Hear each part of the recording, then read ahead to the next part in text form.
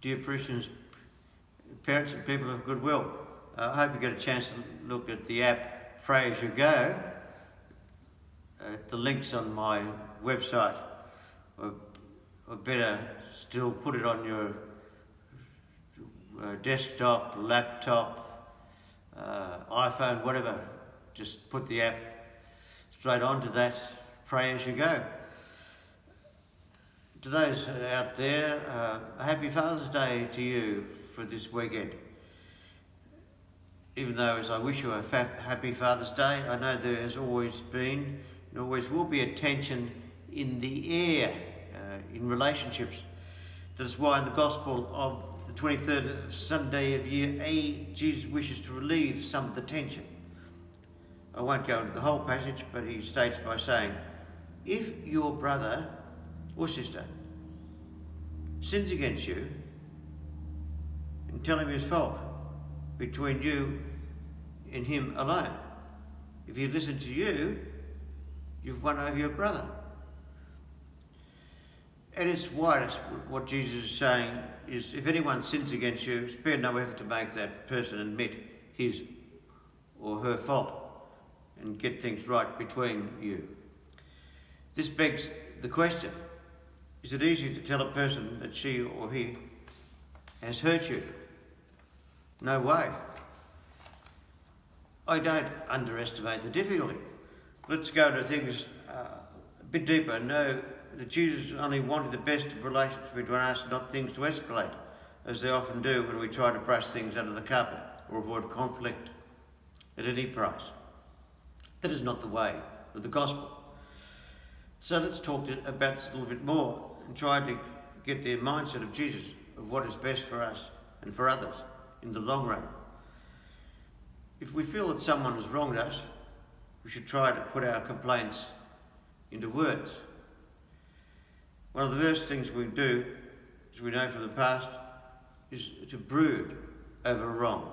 That can be fatal.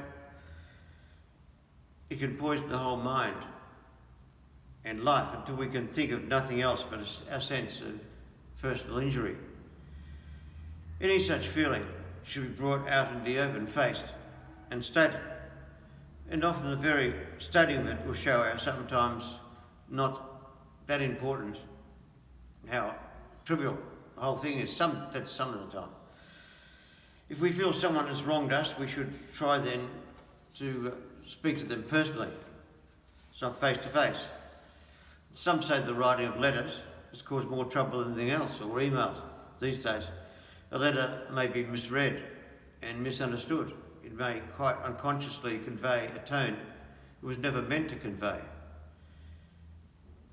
As even Jesus suggests, that if we have a difference with someone, there's one way to settle it. That is face to face. Jesus goes on to say, if he or she does not listen, take one or two others along with you, so that every fact may be established on the testimony of 2 or 3 witnesses. Of course, Jesus is not just talking about trivial matters, but a serious wrong or wrong to the relationship. When all is said and done, none of us enjoy conflict. We find it hard to express to another person the right words of how they have affected us in a negative way. And we can be easily scared that the person will take our comments negatively and get their backs up in a defensive manner.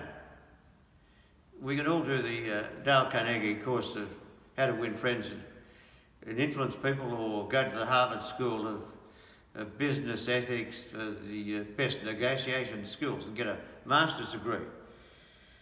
But conflict is never easy.